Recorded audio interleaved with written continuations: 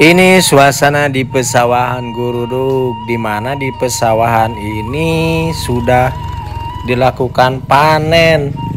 Sawah yang sudah dipanen ini oleh pegawainya Pak Dedi sudah digarap kembali untuk dipersiapkan ditanam lagi. Cuman ini belum seluruhnya karena sawah Pak Dedi sebanyak 18 hektar, 18 hektar lebih nggak mungkin beres satu hari. Dan ini yang sebelah kiri masih proses pemanenan, jadi belum seluruhnya dipanen. Dan hari Sabtu ini memang hari libur, jadi rame walaupun ini di sebelah selatannya Lembur Pakuan. Pagi ini banyak yang olahraga untuk jogging, bersepeda.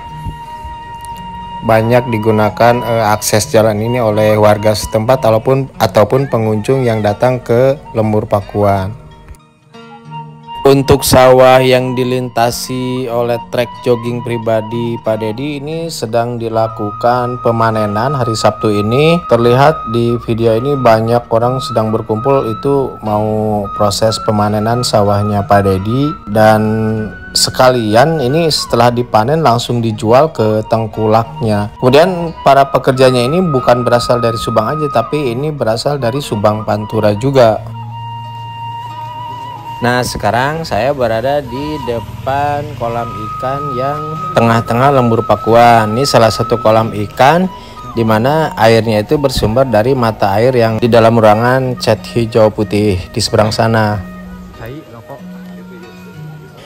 Ruangan yang bercat hijau di seberang sana pinggir kolam ini juga itu untuk umum ya.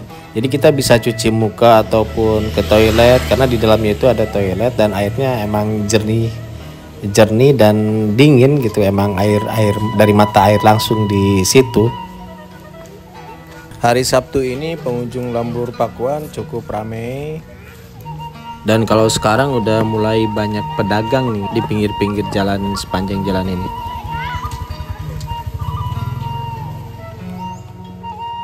Sekarang kita berada di ujung gang Pak Atis. Bunyi Sora.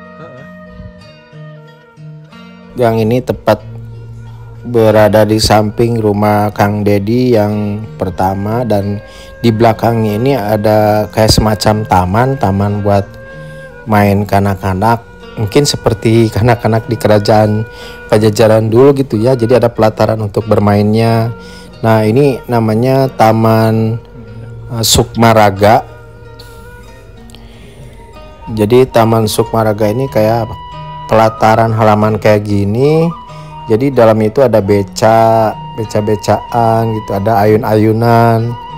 Di sana, di seberang sana juga tuh, di gapura sana itu ada taman kecil kayak air mancur gitu.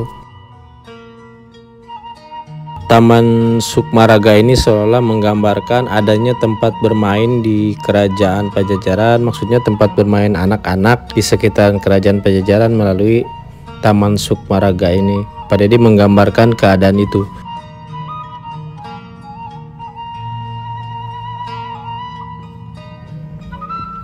Sekarang kita berjalan ke depan rumahnya Kang Dedi, dan kalau ini rumah penduduk nih yang masih dimiliki oleh warga. Nah, ini ujung belakangnya rumah Kang Dedi. Khasnya itu di sini tiap pintu gapura itu ada patung-patung. Gerbang pembatasnya melambangkan kerajaan Pajajaran banget ini.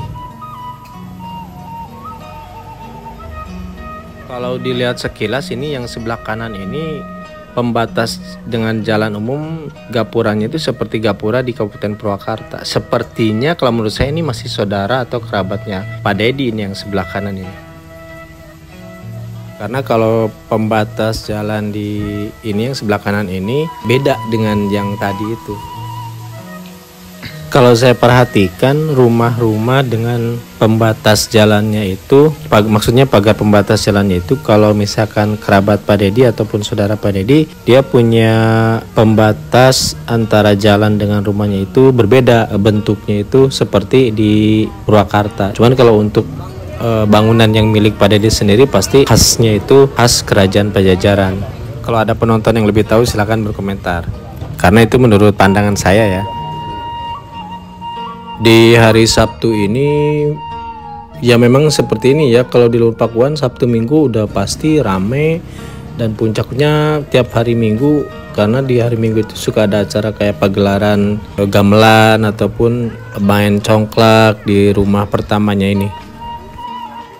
Pengunjung yang lalu lalang ini bukan dari daerah areal sekitar Subang, Purwakarta aja ya, ini banyak juga yang dari Ciamis, Tasik, Cirebon gitu. Dan kebanyakan mereka di sini emang untuk berselfie ataupun berfoto-foto, tapi ada juga sih yang dimanfaatkan trek di Lembur Pakuan ini untuk berolahraga seperti jogging ataupun bersepeda gitu.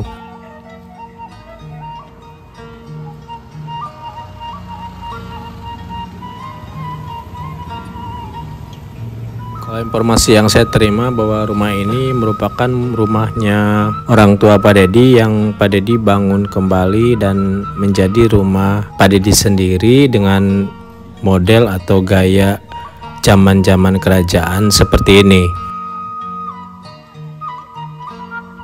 Kemudian yang jadi beda antara Lembur Pakuan dengan lembur-lembur yang lain, kalau di Lembur Pakuan Sukadaya ini tiap gang, baik gang itu besar atau gang kecil, selalu dipasangin gapura. Gapuranya kebanyakan gapura-gapura bambu seperti ini. Kecuali jalan itu gerbang utama, jalannya yang sangat besar pasti pakai gapura yang tembok seperti di gapura utama Lembur Pakuan ataupun gapura utama di Lebak Siu. Jadi kan nggak bonceng ongkos.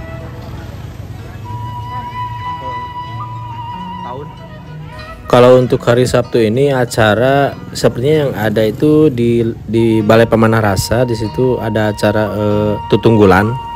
Karena kalau tutunggulan biasanya hampir setiap minggu sih ada acara di Lembur Pakuan ini di Balai Pemanah Rasa ini.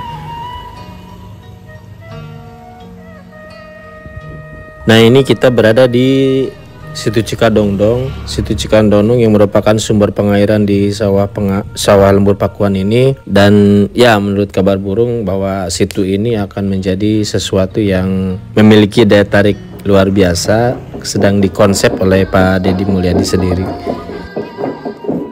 Nah, ini di Balai Pemanah Rasa yang tadi saya bilang bahwa di Balai Pemanah Rasa ini hampir setiap minggu ada acara tutunggulan yang merupakan tradisi Sunda khususnya yang tetap dipertahankan di Lembur Pakuan ini, karena di Lembur Pakuan inilah tradisi-tradisi Sunda oleh Kang Dedi Mulyadi benar-benar dipertahankan. Seperti yang kita tahu dan pernah saya ucapkan bahwa tutunggulan ini dulunya memang untuk nutup padi yang dari sawah yang dilakukan oleh ibu-ibu pada waktu itu. Ini suasana di sawah Lembur Pakuan. Saya katakan ini sawah utama mungkin ya, karena ini persis di tengah-tengah Lembur Pakuan untuk akses ke sawah ini. Dan ini udah, kalau pengunjung yang sering ke Lembur Pakuan pasti udah hafal banget sawah ini.